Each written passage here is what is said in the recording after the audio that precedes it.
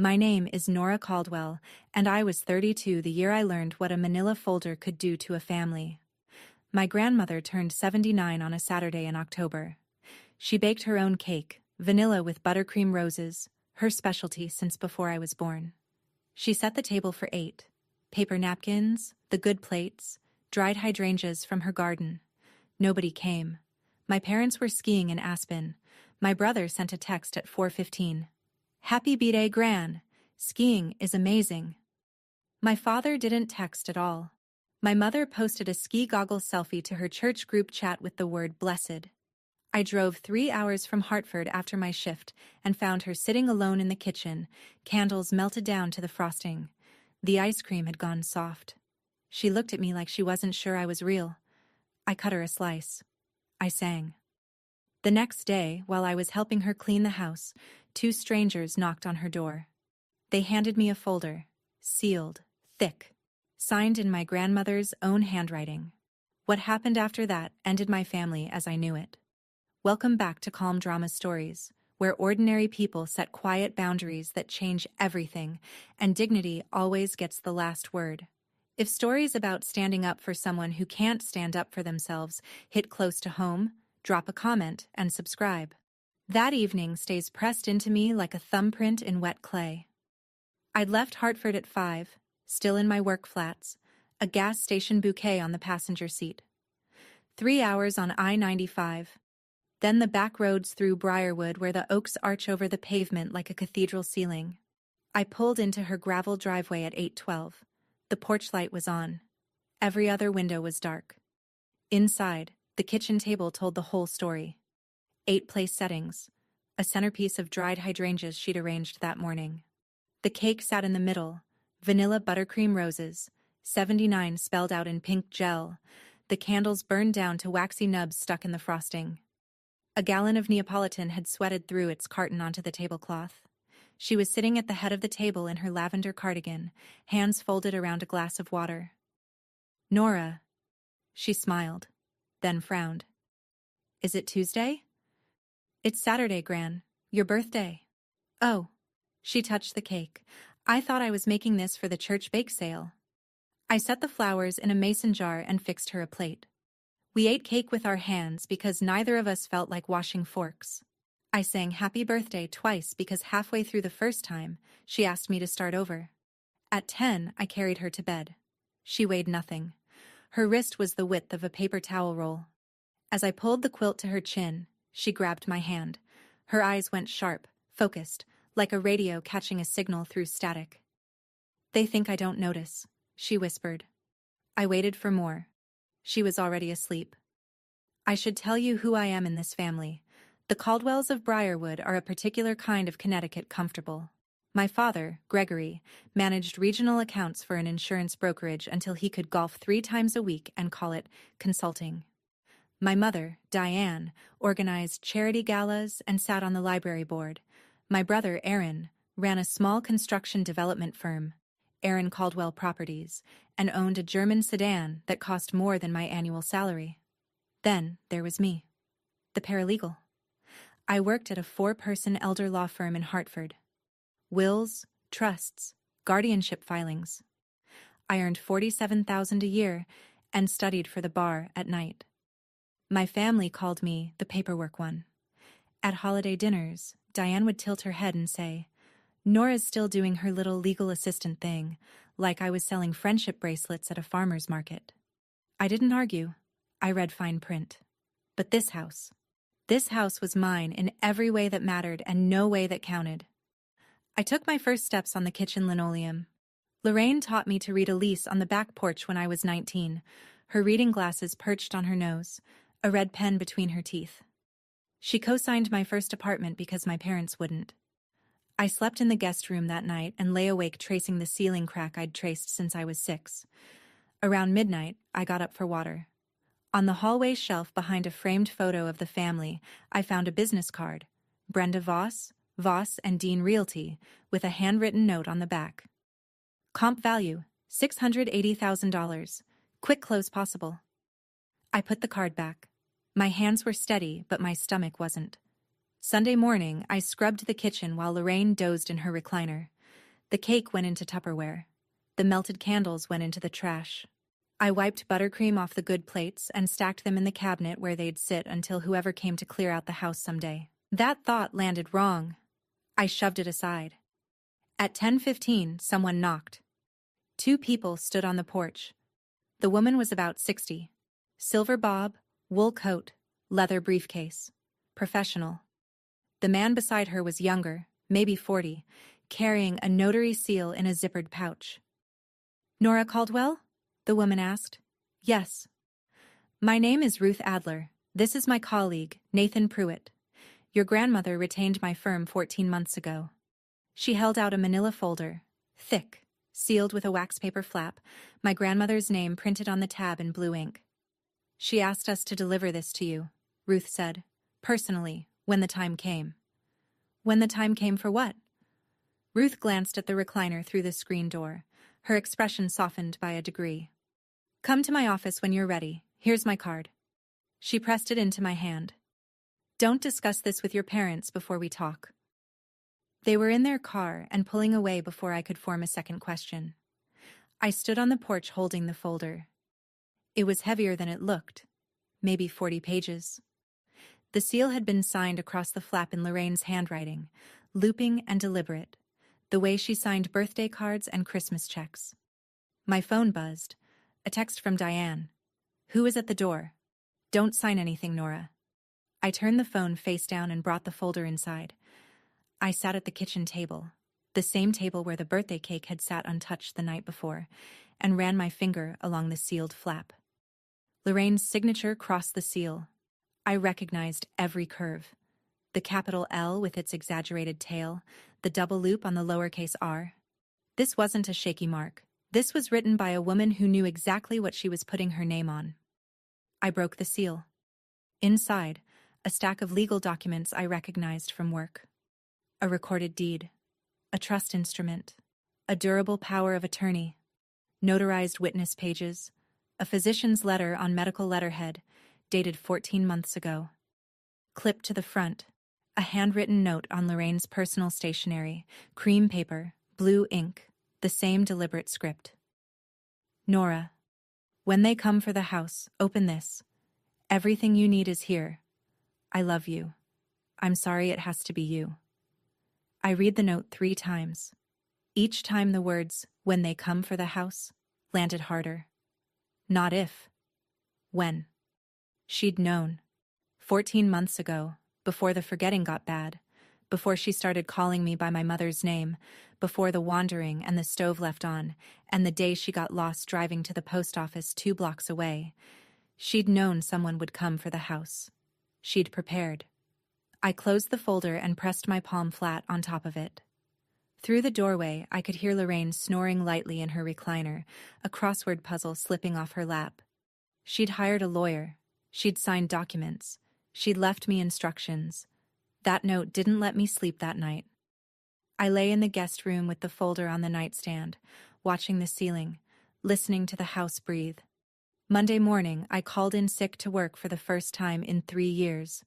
Something in me said to stay. I found it while taking out the recycling.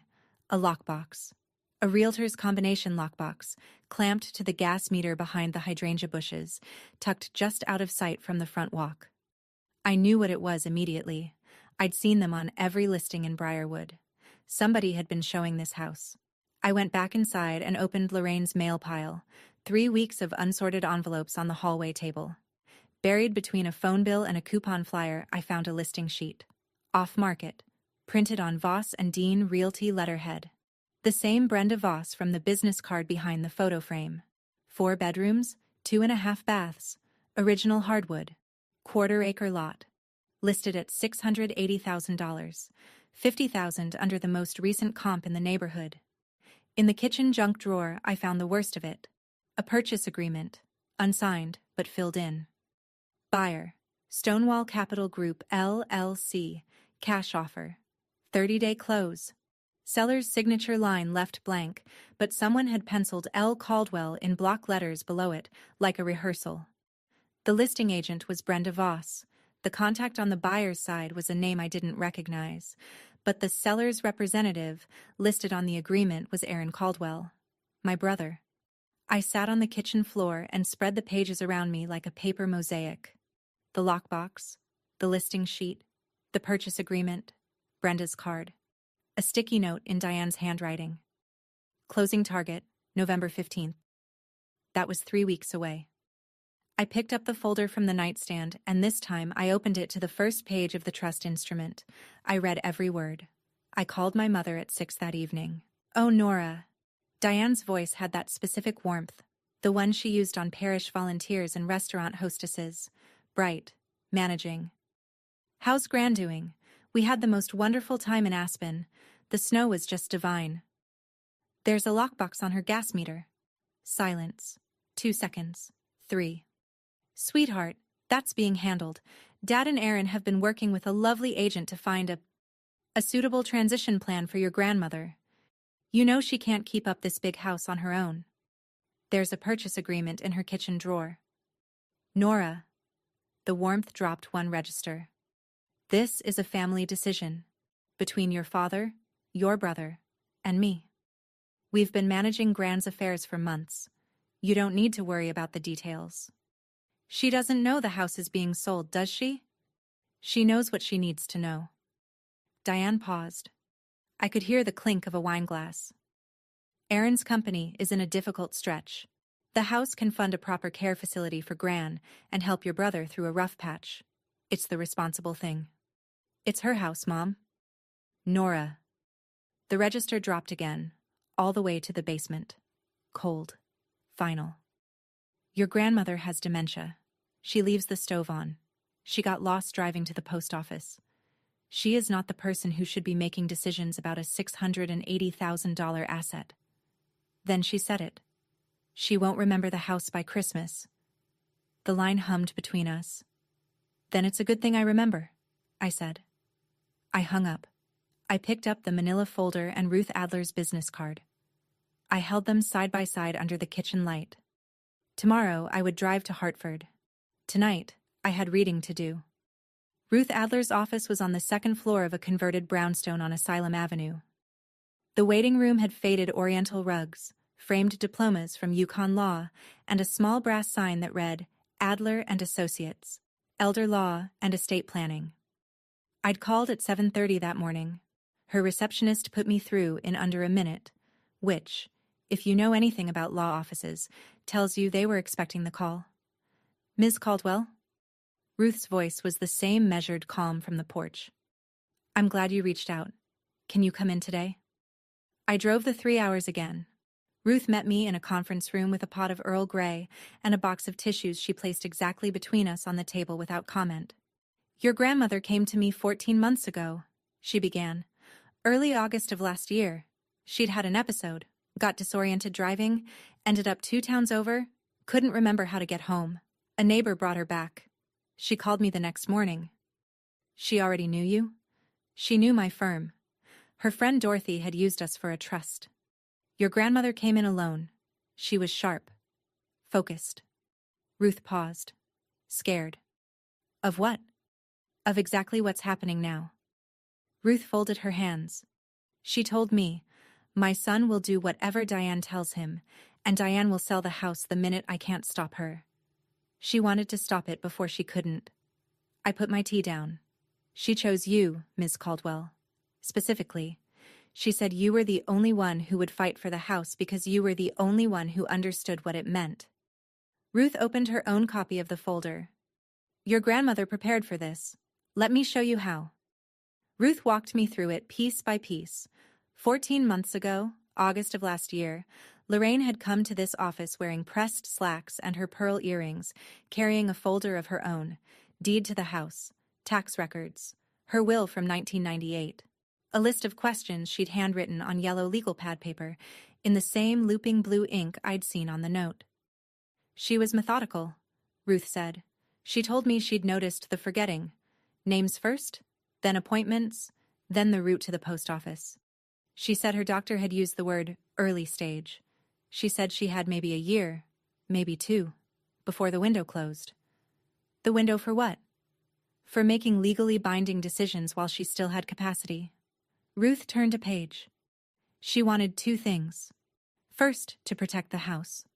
Second, to choose who would protect her when she couldn't protect herself. And she didn't choose my father? Ruth looked at me over her reading glasses. No, she did not. She said it without inflection, but the weight of it settled in my chest like a stone dropped into still water. My father was Lorraine's only child. He'd grown up in that kitchen. She'd put him through college, paid for his first suit, danced at his wedding. And when the time came to hand someone the keys to her life, she'd driven past him and gone straight to me. Because she knew. She knew Gregory would defer to Diane. She knew Diane would calculate. She knew Aaron would need. Your grandmother executed the documents on August 9th of last year. Ruth continued. Full capacity. Dr. Mercer, her neurologist, provided a written evaluation that same day, confirming she understood the nature and consequences of what she was signing. Ruth tapped the physician's letter. This is your foundation. The legal architecture was clean. I recognized every instrument from my work. Item 1. A revocable living trust. Lorraine had transferred the house, the deed, the title, everything, into a trust. The Lorraine E. Caldwell Revocable Living Trust, dated August 9th of last year. She was the trustee while she had capacity. I was the successor trustee. If she became incapacitated, legal control of the house passed to me. Not my father. Not Aaron. Me. Item 2. A durable power of attorney. Lorraine had named me her agent for all financial and healthcare decisions. The durability clause meant it survived her incapacity. It didn't expire when she got sick. It activated. Item 3. The physician's letter. Dr. Mercer had examined Lorraine on August 9th and documented that she demonstrated full testamentary capacity. She understood what a trust was. She understood what a power of attorney did. She understood she was placing her house beyond the reach of anyone except the granddaughter she trusted. So the house isn't hers anymore, I said. Technically. Correct. The house belongs to the trust. Lorraine can't sell it as an individual. And under this trust structure, no one holding a personal power of attorney over Lorraine has authority over assets already transferred into the trust. Only the trustee can authorize a sale. And the trustee is me. Once Lorraine is determined to lack capacity, yes, and based on what you've described. She left the stove on 3 times last month. She got lost 2 blocks from home. Ruth nodded. The successor trustee provisions are likely already active. Then she leaned forward. Ms. Caldwell, there's something else you should know. If your family has had your grandmother sign anything recently, a new power of attorney, a listing agreement, while she lacked capacity, those documents may not be enforceable. She let that sit. They may have had her sign something newer. I drove back to Briarwood that evening. The house was quiet. The porch light was on, same as always, and through the front window I could see Lorraine in her recliner, television murmuring, her reading glasses folded on the armrest. I let myself in with the spare key she'd given me when I was 16, the one she'd never given my parents. Gran. She looked up. For a moment, 3 seconds, maybe 4, her eyes were absolutely clear. Not the soft confusion of most days. Not the pleasant fog. Clear, like creek water over gravel. You went to see Ruth, she said. I stopped in the doorway. You remember Ruth? I remember enough. She picked up her reading glasses and turned them in her hands. I remember I was scared, and I went to a lawyer and I told her what Diane would do. Did I get it right? I sat on the arm of the couch. You got it exactly right, Gran. Good. She put the glasses on, then took them off again, as if she'd forgotten why she'd reached for them. They've been bringing people through the house. Tuesdays, when the nurse is here. I hear the doors open and close. Strangers looking at my kitchen. I know. Your father won't look at me when he visits. He talks to the walls. She pressed her lips together. Aaron brought papers. I don't remember what I signed. I took her hand. It doesn't matter what you signed. You already took care of it. She squeezed my fingers. Her grip was thin but deliberate. I'm not gone yet, Nora. The words hung in the kitchen air between us, fragile and fierce. By tomorrow she might not remember saying them, but I would. I would remember for both of us. Aaron showed up Wednesday. He didn't knock. He never knocked. Just walked in with his car keys jingling and his smile already on, the way he entered every room, like the room should be glad he'd arrived. Hey, Nor. He kissed the top of my head. He smelled like cedar cologne and the leather interior of a $50,000 SUV. Checking in on Gran, that's sweet. I'm staying for a while. Oh yeah? He opened the fridge, helped himself to a La Croix, and leaned against the counter like he owned the place. Taking some time off from the paralegal gig? He said paralegal the way you'd say hobby. Aaron, I know about the listing. His La Croix paused halfway to his mouth. 1 beat, 2. Then the smile adjusted. Not gone, just reclassified. Warmth to negotiation. Look. I know it seems fast. But here's the thing. The company's in a rough patch. I've got a balloon payment coming due in 8 weeks. $740,000. If I miss it, the bank takes everything. Every project, every contract. 3 years of work. Gone. So you're selling Gran's house. I'm helping the family manage an asset that Gran can't manage herself. He set the can down. Nora, the money solves everything. Gran gets a nice facility. Dad and Mom stop worrying. I keep my business. Everybody wins. Except Gran. Gran doesn't know what day it is. She knows people are walking through her house. Aaron's jaw tightened. He stepped closer. Don't make this difficult. We're family. Family helps family. Is that what you told her when you brought the papers? He stared at me. Then the smile came back. But harder now. Performative. It's basically sold already, Nora. The closing's set. He left his empty can on the counter and walked out without rinsing it. That night, I searched. In the bottom of the hallway credenza, behind a stack of old Guideposts magazines, I found what they'd had her sign. A power of attorney, dated September 3rd. Barely 2 months ago. It named Gregory Caldwell as Lorraine's agent for all financial and property decisions. Stapled to it was a listing authorization for the house, also dated September 3rd, granting Aaron Caldwell the right to act as seller's representative. I carried both documents to the kitchen table and laid them beside the originals from Ruth's folder. The signature differences hit me before I finished unfolding the pages. Lorraine's trust documents from 14 months ago. Strong pen pressure, the loops clean and confident, every letter connecting to the next with that distinctive tail on the capital L. I knew this hand. This was the woman who'd written grocery lists in cursive and signed my high school permission slips with a fountain pen. The September power of attorney, trembling lines. The L barely rose above the baseline. The loops collapsed. The pen had lifted between letters, leaving gaps where flow should be. This was not the hand of a woman who understood what she was signing. This was the hand of a woman who was told where to press down. I pulled up the calendar on my phone and checked the date. September 3rd. My stomach dropped. September 3rd was the same week Lorraine had been taken to the ER after a fall. I'd received a text from Diane. Gran took a tumble. Nothing serious. She's resting. And thought nothing of it. The discharge summary, which I found in the mail pile, noted, patient disoriented, intermittent confusion, recommend neurological follow-up. They'd had her sign a power of attorney during the same week she'd been hospitalized for confusion. I took photos of everything. Then I called Ruth. Ruth came to the house on Friday. Not her office. The house. She said it mattered that we do this at Lorraine's kitchen table. I understood why the moment she laid everything out. The table was old maple, scratched from 50 years of Thanksgivings, stained with coffee rings that Lorraine had always said gave it character. Now it held 5 documents in a row, edges aligned, like evidence at a hearing. Document 1, the recorded trust deed, filed with the Briarwood Town Clerk on August 12th of last year.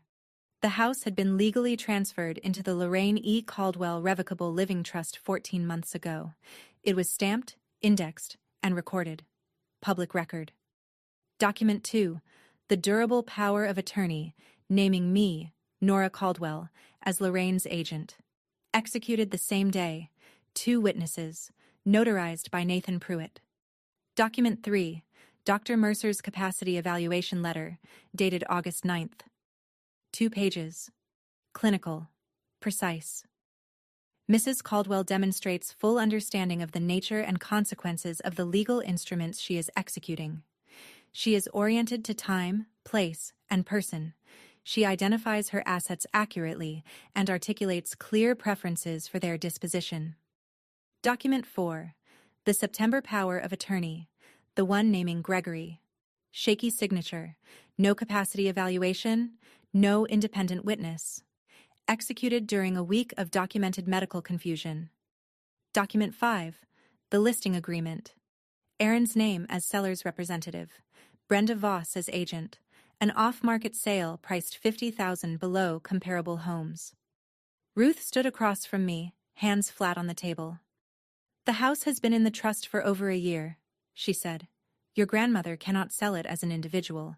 The September power of attorney, even if it were valid, doesn't grant authority over trust assets. And it almost certainly isn't valid, given the medical record." She looked at me. "This sale cannot close. The house was never theirs to sell." I stared at the documents, at the 2 signatures side by side, one strong, one trembling. At the physician's letter that drew a line between the woman Lorraine was and the woman they'd taken advantage of.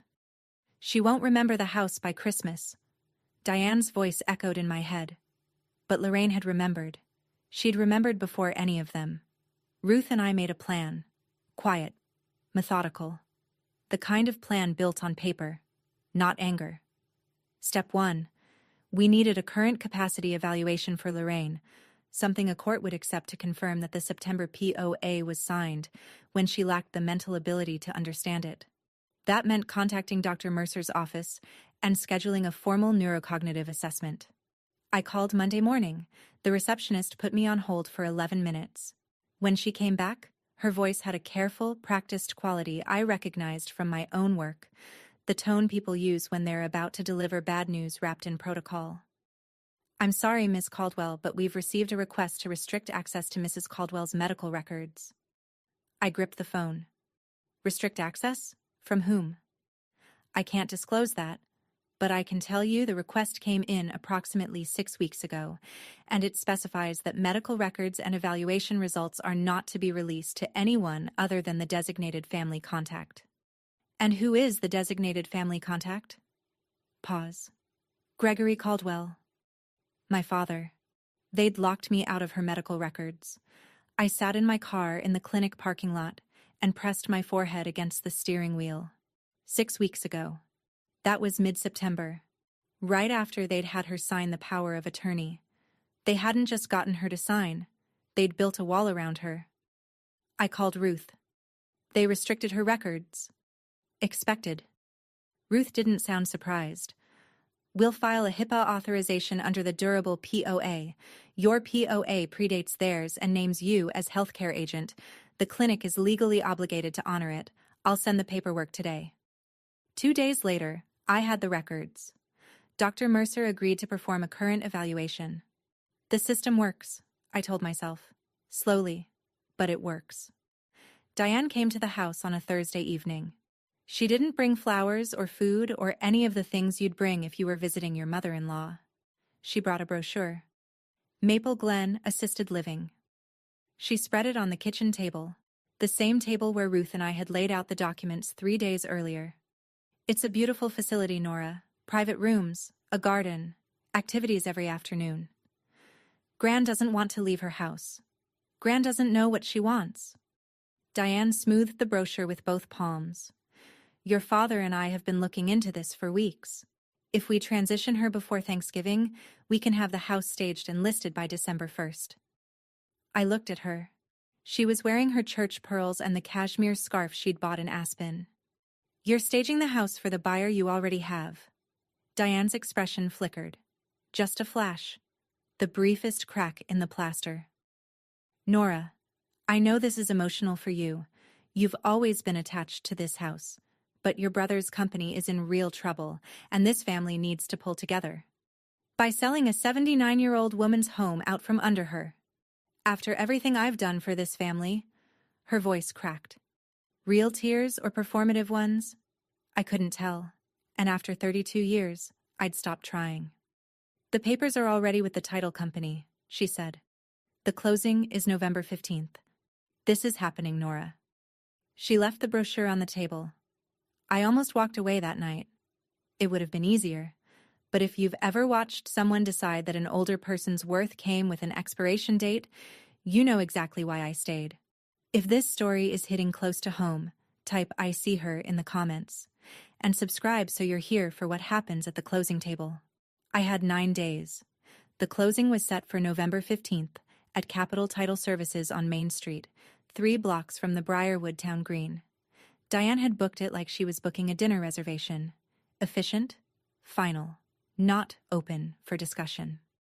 I sat in Ruth's conference room the next morning and laid out the options. Option 1. File an emergency petition with the probate court to block the sale. It would work. Ruth was confident, but it would be public, slow, and expensive, and it would give Aaron and Diane time to scramble, time to move Lorraine, time to hire their own attorney, time to muddy the water. Option 2. Let the closing happen. Walk in with the documents. Let the truth do what truth does when it meets paperwork that can't withstand it. If you show up at the closing with the recorded trust deed and the capacity evidence, Ruth said, the title company will do the work for you. They can't insure a title that's in dispute. They won't close the transaction. It ends in that room. And if they try to push through anyway? Title officers are personally liable. No officer with a brain will record a deed they know is defective. Ruth took off her glasses and set them on the table. This is the quieter path. No courtroom, no filings, just documents on a table in front of witnesses. The buyer, the agent, the title officer, your family, they'll all be in one room, and the documents will speak for themselves. I thought about Lorraine's note. When they come for the house. She hadn't told me to go to court. She'd given me a folder. Let the documents talk, Ruth said. 9 days. I went home and started counting. Day 1 of 9. I filed a report with Adult Protective Services. I sat in my car outside the Briarwood Municipal Building and dialed the state elder abuse hotline. The intake worker was patient, precise, and completely unsurprised by anything I described. She'd heard it before. Different names, same architecture. I gave her the facts. A 79-year-old woman with documented dementia. A power of attorney signed during a week of hospitalization. An off-market home sale priced below comparable value. A son profiting from the transaction. A daughter-in-law directing the process. We'll assign an investigator, the intake worker said. You'll receive a case number within 72 hours. Is there anything that expedites the process? You mentioned there's a closing date in 9 days. I'll flag it as time-sensitive.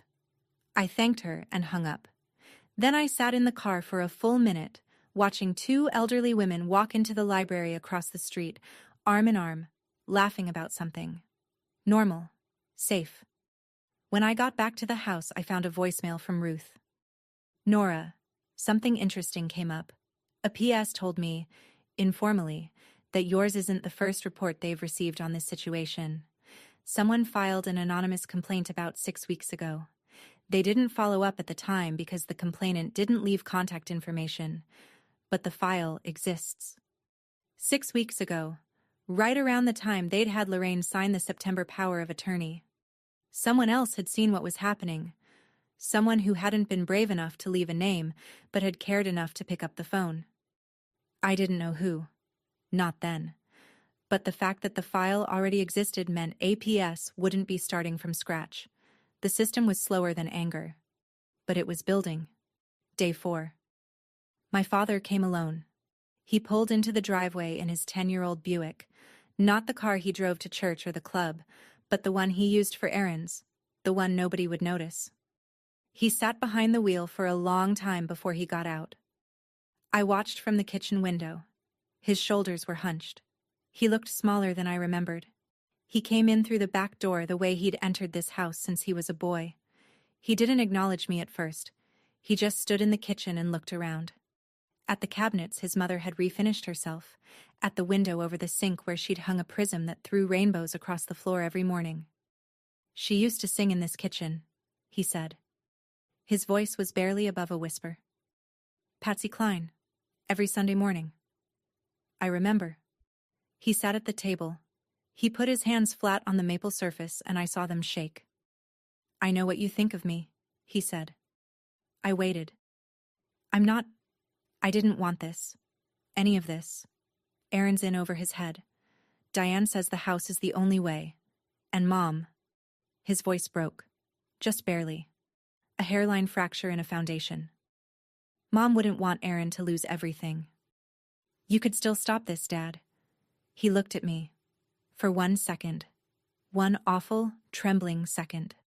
I saw the boy who'd grown up in this kitchen, who'd eaten cake off these plates, who'd been carried to bed by the same woman now sleeping in the next room. Then his phone buzzed. He glanced at the screen. "Diane." He stood up. "I should go." He left through the back door. He didn't say goodbye to his mother. I washed his coffee cup and put it away. Day 5.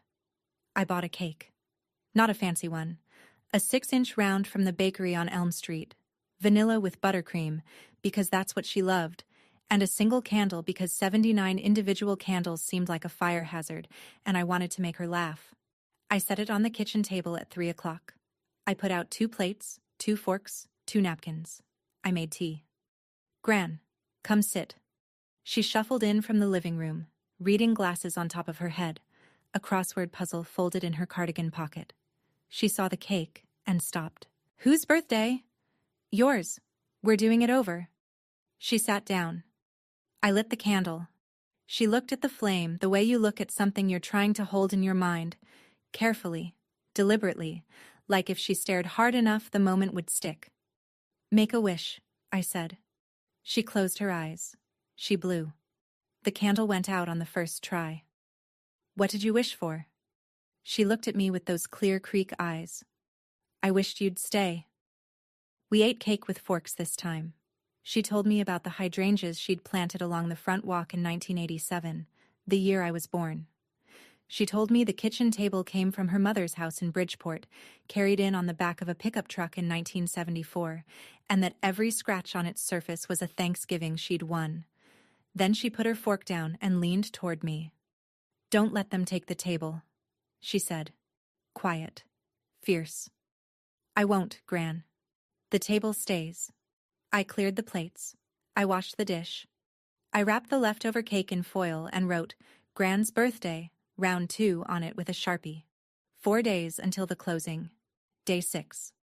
The phone calls started. My Aunt Caroline, my father's cousin, called first. She was careful. Concerned. "Nora, honey, your mother says you're trying to take control of Lorraine's finances. She says you're, well," she used the word manipulating. I held the phone away from my ear and looked at the ceiling. "Aunt Caroline, did Diane mention that she and Aaron are trying to sell Gran's house while Gran has dementia?" Silence. "She said it was a family decision." "It's a decision Gran didn't make."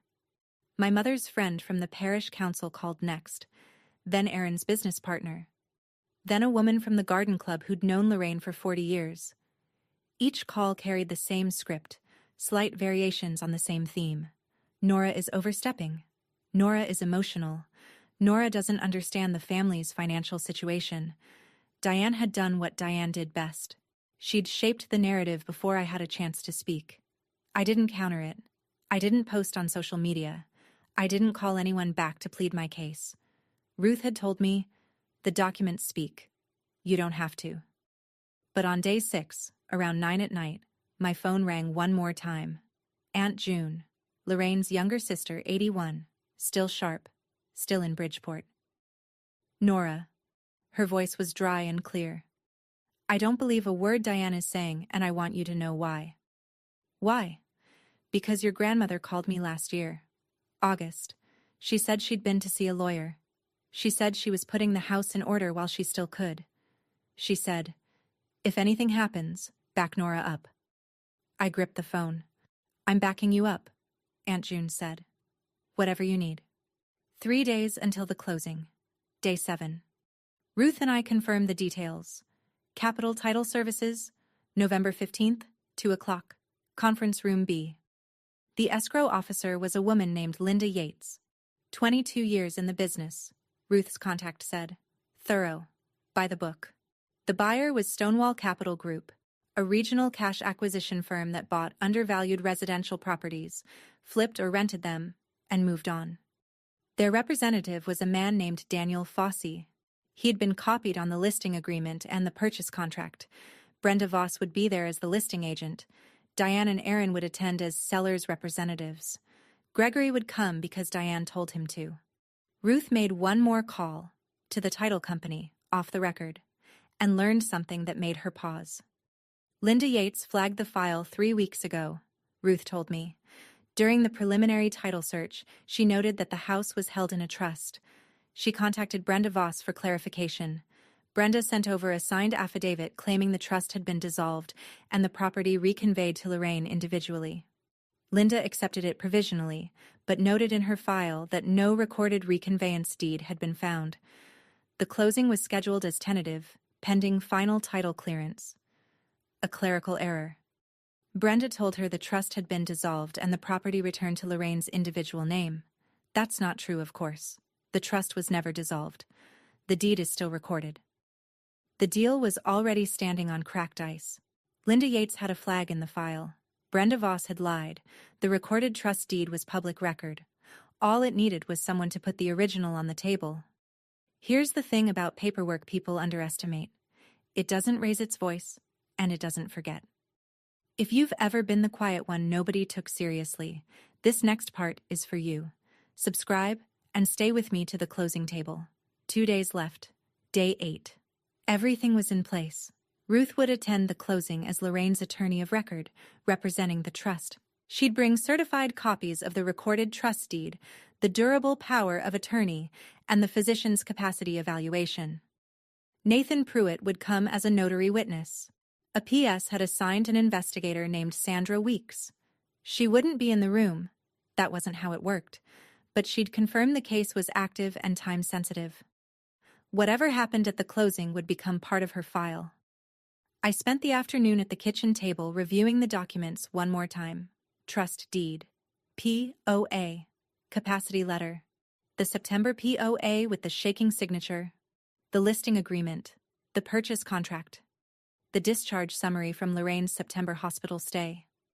Everything lined up. Every date. Every signature. Every medical note pointed in the same direction. I practiced what I would say. Short sentences. No accusations. No emotion. Just facts. Delivered at the volume of a normal conversation. Ruth had coached me. You're not there to argue. You're not there to convince anyone. You're there to present documents that speak for themselves. Let the title officer do the rest. I wasn't the daughter they'd ignored. I wasn't the paperwork one. I was the successor trustee of the Lorraine E. Caldwell Revocable Living Trust, and I had every legal right to sit at that table. More than a right, an obligation. That evening, I ironed a blouse and set out my work flats. The same flats I'd worn the night I'd driven 3 hours to sing happy birthday to a woman sitting alone in her kitchen. Tomorrow they'd sit down to sign for a house that wasn't theirs, and I would be there when they found out. The night before the closing, I sat with Lorraine in the living room. She was having a good hour. Not a good day. Those were rare now. But a good hour. She was working on a crossword with her reading glasses perched at the end of her nose, filling in the squares with a ballpoint pen, no pencil, because she said pencils were for people who didn't trust themselves. Gran, tomorrow's going to be a big day. She didn't look up. 7 across. Legal instrument of protection. 5 letters. I smiled. Trust. She wrote it in. Smarty pants. I watched her hand. The pen moved slowly but with intention. The letters were small and careful. Not the looping confidence of 14 months ago, but not the collapse of the September signature either. Somewhere in between. A woman at the edge of the window, still reaching for the glass. She put the crossword down and looked at me. You're staying? I'm staying. She reached into her cardigan pocket and pulled out her reading glasses case, the leather one with the brass clasp she'd carried since I was a girl. She opened it, took out a folded piece of paper and handed it to me. It was a note, written in her handwriting. Shaky, but legible. Recent. For Nora, the keeper of the table. Below it, her signature. Not the strong one from last year. Not the broken one from September. A middle ground. Trembling, but intentional. Written by a woman who knew she was fading and wanted to leave one more mark while she still could. "I'm not gone yet," she said. I folded the note into my wallet. In the morning, the folder, the note, and I would go to the closing together. Capital Title Services occupied a single-story brick building on Main Street with tinted windows and a brass door handle polished to a mirror finish. I parked across the street at 1:45. Ruth pulled in beside me at 1:50. Nathan was already inside. We walked in together. Ruth carried her briefcase. I carried the manila folder. Conference room B was small, 10 chairs around an oval table, a water pitcher, a printer humming in the corner. Linda Yates, the escrow officer, was arranging documents in neat stacks at the head of the table. She looked up when we entered, glanced at Ruth, and paused for half a second, the kind of pause that meant she recognized the name. "Ms. Adler, I didn't see your firm listed on the transaction." "I represent the Lorraine E. Caldwell Revocable Living Trust," Ruth said. "We have documents relevant to this closing." Linda Yates's pen stopped moving. Before she could respond, the door opened behind us. Diane came in first. Cashmere blazer, church pearls. Her smile was already in position. Bright, social, the hostess arriving at her own party. Aaron followed in a tailored sport coat, his jaw set, a leather portfolio under his arm. Gregory trailed them, gray-faced, looking at the floor. Behind them came Brenda Voss, the realtor. Blonde highlights, kitten heels, a stack of closing documents fanned in her hand like a winning hand of cards. And last, Daniel Fossey, the buyer's representative, in a navy suit and no-nonsense expression. Diane saw me and stopped. "Nora?" She looked at Ruth. At the folder in my hands. Her smile didn't change, but the muscles underneath it did. "What are you doing here?" "Taking a seat," I said. I sat down at the table. Ruth sat beside me. I placed the manila folder in front of me, and I waited. The room was very quiet. The printer had stopped humming. Linda Yates looked at Ruth. "You said you have documents?" "I do." Ruth opened her briefcase and laid 3 items on the table, one at a time, each centered and square, the way you'd lay evidence before a judge. First, a certified copy of the recorded trust deed. This deed was recorded with the Briarwood Town Clerk on August 12th of last year. It transfers the property at 14 Oakwood Lane into the Lorraine E. Caldwell Revocable Living Trust. Ms. Caldwell, she nodded toward me, is the successor trustee. Diane's smile fell, not all at once, in stages, like a building losing floors. Second, the durable power of attorney, naming me as Lorraine's agent. Executed on August 9th of last year, notarized, witnessed, currently in effect. Aaron leaned forward. "We have a more recent power of attorney that supersedes..." Third, Ruth placed the physician's letter on the table. A capacity evaluation by Dr. Helen Mercer, Lorraine's neurologist, dated August 9th. It confirms that Lorraine had full testamentary capacity when she signed these documents. I also have Dr. Mercer's current evaluation, completed last week, confirming that Lorraine now lacks capacity, meaning any documents she signed after her cognitive decline, including the September power of attorney your family obtained, were signed without the legal competence required to make them binding. The room went still. Linda Yates picked up the trust deed. She read it. She compared it to the title report in her file. She looked at Brenda Voss. "Ms. Voss, you informed me the trust had been dissolved." Brenda's face went white. I was told..." "The trust was never dissolved," Ruth said. "The recorded deed confirms it. This property belongs to the trust. The sale cannot proceed." Linda Yates set the documents down, squared her shoulders, and said the 5 words that ended it. "I cannot close this transaction." She remembered. She remembered everything. Daniel Fossey closed his portfolio. Brenda stared at the table. Aaron gripped the armrests of his chair until his knuckles blanched. And Diane looked at me like I'd pulled the house out from under her feet. The silence lasted 4 seconds. Then Diane broke it. This is ridiculous. Her voice climbed. She stood up, palms flat on the table, pearls swinging. Nora is a paralegal. She has no authority. My husband is Lorraine's son, her only child, and he has a signed power of attorney that gives him full control over. A power of attorney signed by a woman who was hospitalized for confusion the same week, Ruth said. Even. Measured. A power of attorney with no capacity evaluation attached. A power of attorney that, even if valid, does not grant authority over assets held in a trust. You can't do this. Aaron stood now too. His voice wasn't Diane's theatrical escalation. It was raw. I have a $740,000 payment due in 6 weeks. If this deal falls through... Mr. Caldwell, your financial obligations are not this office's concern, Linda Yates said. This is my grandmother's house. This is the trust's house, Ruth corrected. Administered by the trustee, your grandmother appointed. That trustee is sitting at this table. Aaron turned on me. You're going to destroy this family. I looked at him. I kept my voice at exactly the volume I'd practiced. Conversational. Steady. You tried to sell a 79-year-old woman's home while she sat alone on her birthday eating cake nobody came to cut. You had her sign documents during a hospital stay. You lied to the title company about a dissolved trust. And you're telling me I'm the one destroying this family. Aaron's mouth opened. Closed. His fists were clenched at his sides. Diane was crying now. Loud, messy sobs. After everything I've done. Gregory sat motionless. He hadn't spoken since he'd entered the room. He stared at the trust deed, at his mother's signature, and I could see him doing the math. She'd planned this. She'd gone around him. She'd looked at her only son and decided he wasn't enough. Daniel Fossey stood. I think we're done here. He nodded to Linda Yates and walked out. Brenda Voss was already gathering her things, avoiding eye contact with everyone. Ruth spoke into the quiet. For the record, an Adult Protective Services investigation into the financial exploitation of Lorraine Caldwell is currently active. The September power of attorney will be formally challenged.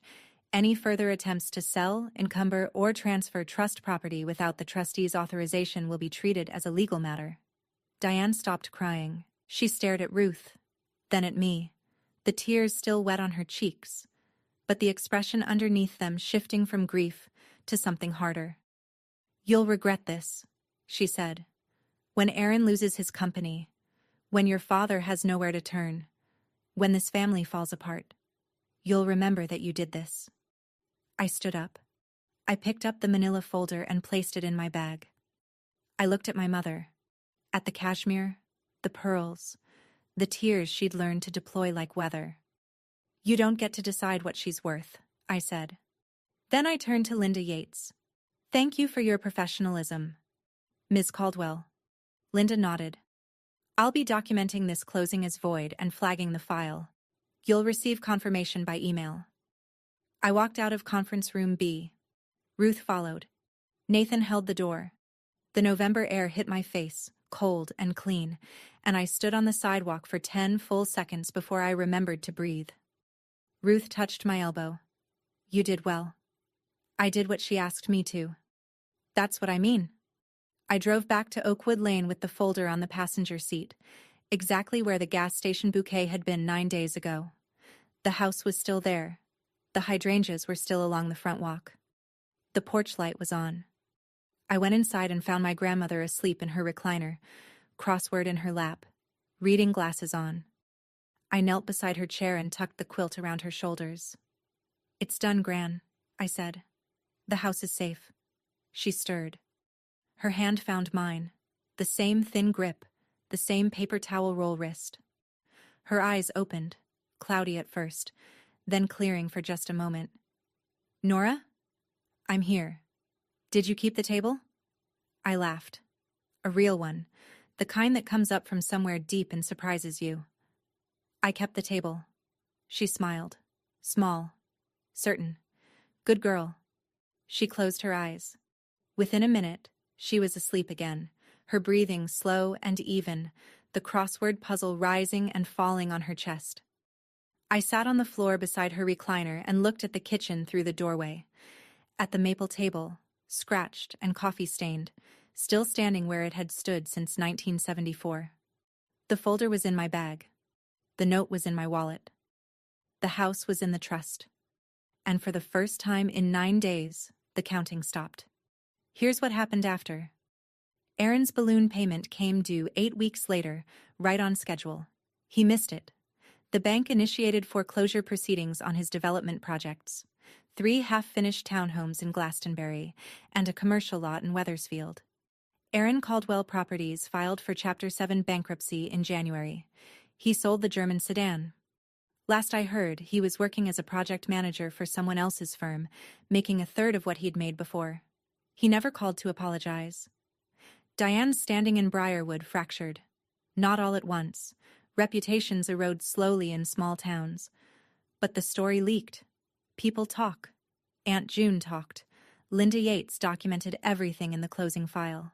The church group chat, the one where Diane had posted her Aspen selfie, went quiet around her. She stopped attending the library board. She and Gregory moved to a condo in West Hartford in the spring. My father emailed me once, in March.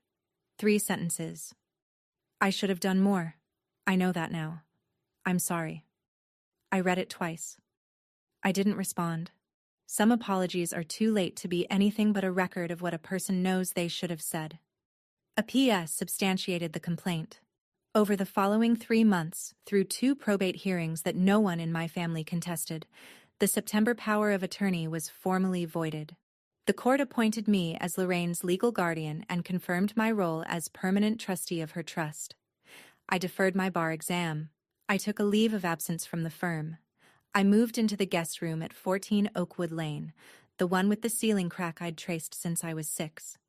And I became the person who made sure Lorraine Caldwell ate dinner, took her medication, and sat on the porch in the afternoons when the light came through the hydrangeas.